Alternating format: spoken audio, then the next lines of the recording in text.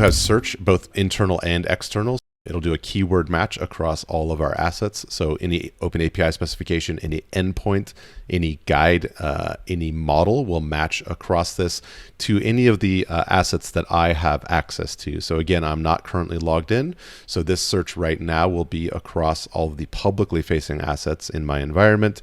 Once I do log in, I will be able to search across all of the internal assets that I have access to within my environment.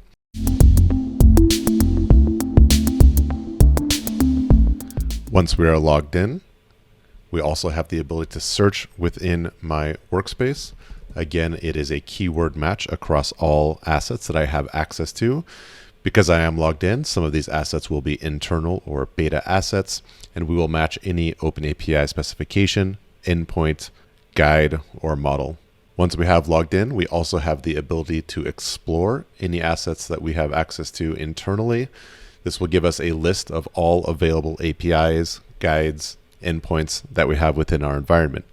This is very useful for understanding exactly what has already been developed within your environment, any assets that we might reuse from other projects, and understanding any compliance or regulations that we might have implemented in some of our other projects.